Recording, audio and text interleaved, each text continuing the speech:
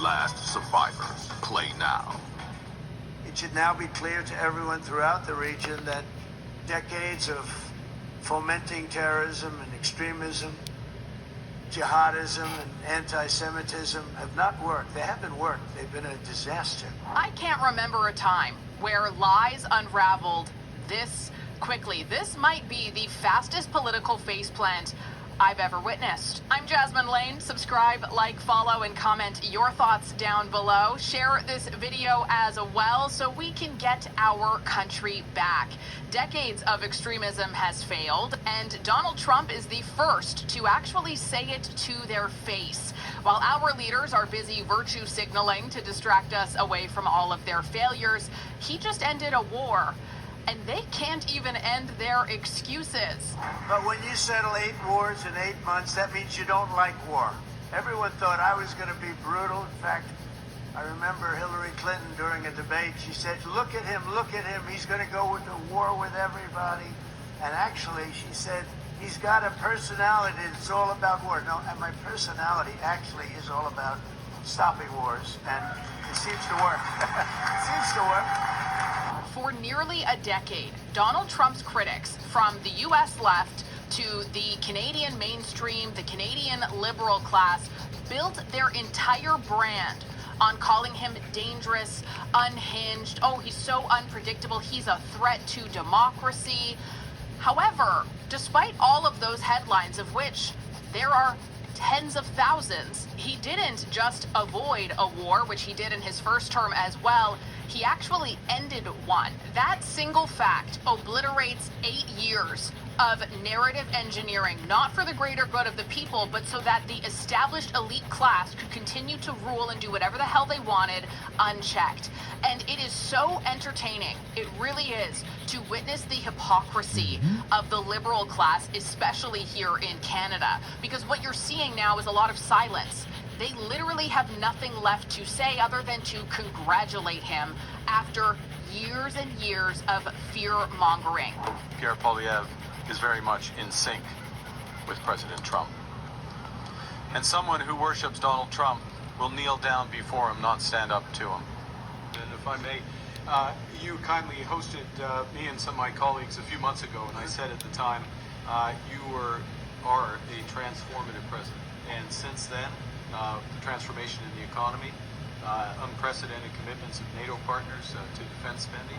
And it is just so, it's hilarious, actually it is. It is very funny to me to see all of these self-proclaimed foreign policy experts, oh, Trump this, mega that, who parroted all of that same anti-Trump narrative or hysteria for so many years. And all of them who framed him as this reckless man, compared to the steady hands of Mark Carney and Justin Trudeau. I don't think it does huge damage. I do think it lets a little more air out of the tires. There's just a gentle diminution in people's assessment of Mark Carney as having initially been this kind of Superman, and I think he's much less viewed that way now. Now those same steady hands are watching from the sidelines as Donald Trump brokers peace in the Middle East, gets bipartisan credit, and redefines leadership on the world stage. All the while, many of them chose instead to not end the war, but... Have you noticed that the talks with Hamas fell apart on the day Macron made the unilateral decision that he's going to recognize a Palestinian state? And then you have other people come forward, other countries say, well, if there's not a ceasefire by September, we're going to recognize a Palestinian state. Well, if I'm Hamas, I basically conclude, let's not do a ceasefire. Right. Because we can be rewarded, and we can claim it as a victory. So those messages, while largely symbolic in their minds, actually have made it harder to get peace and harder to achieve a deal with Hamas. They feel emboldened. To give the T-word group that orchestrated all of this exactly what they wanted. Huh. Crazy that didn't end anything. You know what's funny though is Donald Trump never once changed his values and morals in order to appease to anybody. Nope, he stayed firm in his beliefs and his word and the truth. Okay, we have Australia and Canada recognizing the Palestinian state. What does that say about our influence? Well, these countries are doing it, frankly, because of domestic political pressure in their own countries. You know, because of migration policies, their countries have been flooded with foreigners who have become politically active and are insisting that their governments do these sorts of things. And so that's what they're responding to. But look, it's irrelevant. It's going to get a little bit of attention, but there is no Palestinian state. You can put all the, it's kind of an emblematic of what the president says about the UN. You can put out all the paper in the world you want. The only way there's ever going to be a permanent solution to this challenge between Palestinians and Israelis is a negotiated settlement, one in which the Palestinians are going to have a territory and they're going to govern it, but it cannot be one that's going to be used as a launch pad for attacks against Israel. And that's something that has to be negotiated with Israel. It isn't going to exist without Israel's participation. That's what these leaders should have spent their time working on, ending this war, eliminating Hamas, so you can get to that stage of talks about that topic. But for them, and for some of them in particular, more than others, it's sort of a vanity project. It's trying to make themselves relevant. But here's the bottom line, and here's the truth. Okay, when it comes to actually getting peace done, when it comes to actually stopping this, they're not going to any of these other countries. Of course. They're coming to us. They're going to President Trump, and they're asking him to get involved and bring it to an end. You just asked me about a letter to Hamas, from Hamas. Hamas didn't send a letter to France. Hamas didn't send a letter to any of these countries on your list. Hamas apparently, supposedly, sent a letter to President Trump because everyone knows, even an evil group like Hamas, that he's the only one with the power and the influence to make something happen. I do want to show you this clip. I'll put it up on screen of Donald Trump and his handshake with Macron, which is hilarious. And I swear it's almost like you screwed up, buddy. Yeah, see, this is what real leadership looks like. And it is very fascinating to see all of these world leaders flying down to get their photo ops in, even though they all unanimously declared that Palestine would be recognized as a state. Breaking news coverage as we are covering a historic moment here in Israel, because for the first time in 2 years, over 2 years, 738 days, Hamas holds no living hostages in its captivity for the first time. And it's even more funny to see Mark Carney, after Donald Trump puts in all of this work, his statement on the release of hostages, where he says, the release of hostages is a moment of profound relief. After over 2 years of suffering, today families are finally reunited. For the Jewish people, this is a moment that holds two truths at once, a grief for what cannot be restored and a fragile light of what might still be repaired. And all these ideas, wonderful papers that have been signed by so many countries, including Canada, don't make any difference on the ground except for the fact that they emboldened Hamas. Hamas thanked Canada for recognizing a Palestinian statehood because they said that is a direct fruit of our attack on October the 7th. So if anything is counterproductive, that was one of these issues, recognizing Palestinian statehood. What we need is to build trust.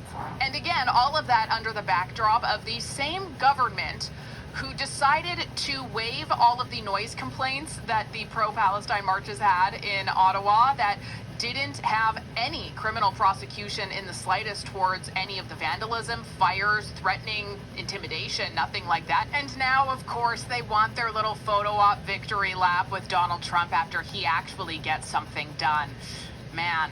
It should now be clear to everyone throughout the region that decades of fomenting terrorism and extremism, jihadism and anti-Semitism have not worked. They haven't worked. They've been a disaster. They've just killed. They've killed. They've backfired completely and totally. They've just totally backfired. Everything that you thought, take it worst case, it's turned out to be worse than that. They have not worked, from Gaza to Iran. Let's be real, taxes are already insane. But if you still haven't filed or owe back taxes, the IRS is about to make life very miserable. October 15th is the deadline, and if you miss it, they can literally freeze your bank account, garnish your paycheck, and even take your property. And, well, they're not really known for mercy in these situations, are they?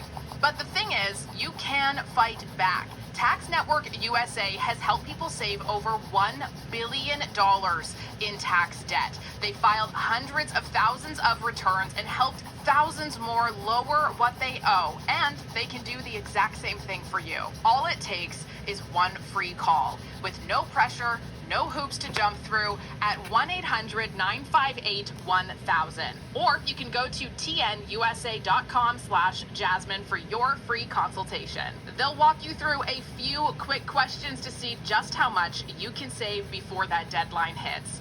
Seriously, do not wait until the IRS comes knocking on your door. That's tnusa.com/Jasmine or call 1-800-958-1000. Those bitter hatreds have delivered nothing but misery, suffering, failure, and death. They've served not to weaken Israel, but to annihilate the very forces that did the most to foment this hatred. And it's really, I mean, everybody that's tried it has become irrelevant. Meanwhile, we've seen those nations that set aside their differences, reached across ancient divides, and pursued engagement are now among the most successful in the region. And this one coming from Melissa Landsman. She writes, prayers answered on a day of mixed emotions, relief, gratitude, and deep sorrow. After 738 days of unimaginable pain and 2 years of tireless effort, 20 Israeli families are finally reunited with their loved ones, thanks to a resolute nation and steadfast allies. I hope that one day Canada's government will find the same courage and conviction shown by the architect of this moment, President Trump. And Pierre Poilievre also writes, I'm not going to read all of this because I don't want to get banned on YouTube, but it's up on screen if you want to pause and give it a read. We thank President Trump for his leadership in negotiating a peaceful closure to this war, and I hope that it serves to bring lasting generational peace. Never forget and never again. And my pal Mario noticed something, a lot of others have as well, that France, Canada, and the UK all recognize Palestine as a state. The U.S. stated that that recognition interfered with their negotiations. Now that President Trump succeeded in their official statements, none of them thanked Trump. Repulsive. Now, will they end up thanking him at some point or another? Maybe. I know that Mark Carney did make some reference to it in the House last week, but today would definitely be a good day. Like, you're flying out there to do a photo op, right? You didn't sign anything, but you want to be a part of it on the global stage as though you had something to do with it, even though all you really had to do with it was allowing for there to be more chaos and intimidation on your own streets, allowing people to go unpunished, not deporting bad people from your own country, and then also interfering with these negotiations right towards the end of it. Awesome work, guys. And I personally just cannot wait for all of the mainstream media to be like, oh my gosh, Poilievre is just like Trump. See, conservatives are worshiping Trump. But you know what? After today and after so many other things that Donald Trump has managed to do in such a short period of time of his administration, I, for one, I don't really care if anybody throws that at me at this point. I think, yeah, you know what? Actually, maybe it would be cool if we had a leader, a nation, a country that actually cared about itself. That would be awesome. In my view, Mr. Carney is really, as a leader, the biggest fraud almost in how he got elected. I don't recall anyone being so opposite in terms of how they govern as opposed to what they ran on as he has been. And I don't believe that if Mr. Poilievre had been the prime minister, had he won, I don't think we'd be in the same position. Mr. Trump likes strong people. He fears them, he deals with them in a different way. It's the weak he takes advantage of, and that's really what we see. So it is fair to say, as I said, I felt badly seeing him being just stripped apart on wokeism, on the economy, on all sorts of things in the Oval Office on a human sort of level. But he absolutely earned every moment of that based on how he ran versus how he governs. And you can bet your bottom dollars that on November 4th, we're going to see more of the same. You can run on anti-Trump all you want. If that is actually your boogeyman and not your own failed policy and record, like it is with so many other G7 nations, like how embarrassing is it that everybody kind of did the same thing? Donald Trump is so bad. Why is he so bad? Because he gets it done and he makes you look weak? Maybe you should stop being weak then. It's a win for the United States of America. This is what it looks like when you have an engaged, strong American president willing to get involved on the world stage. The president of the United States of America, when he acts like this, when he engages in tough situations, when he puts American prestige in the middle of a situation, we can make things happen. It just takes a strong leader, honestly, to get it done. And so I like it that Democrats are supporting the president on this. Of course, Republicans think President Trump has done a magnificent job. But what that tells me is is that this is transcending politics. This whole issue, has been on our minds for 2 years. And I think all Americans, whether you support Trump or you oppose him, or whether you support Netanyahu or you oppose him, or wherever you are on the spectrum, you want it to end. You want peace. You want the hostages to come home. And so for the American president on the world stage to be the singular figure brokering this deal, it makes me feel great as an American. And of course, I'm glad as a Trump supporter that he's getting the credit that he deserves. This is without a doubt the biggest diplomatic realignment in the Middle East since the Abraham Accords. It's really, really significant. Whether or not each side holds their end of the bargain is something that will have to be a kind of a wait and see moment. To give you sort of the Coles notes, because there's so much news going on about this right now and it can be a little overwhelming. The Trump-led ceasefire deal, here's some of the key points. During phase 1, it's the immediate peace. So that's where we're seeing the hostage release, all 20 surviving Israeli hostages released. That has already been underway. Remains of the 28 deceased hostages also are being returned. A full ceasefire has been enforced under United States supervision, and that has been held since Friday, which is really good news.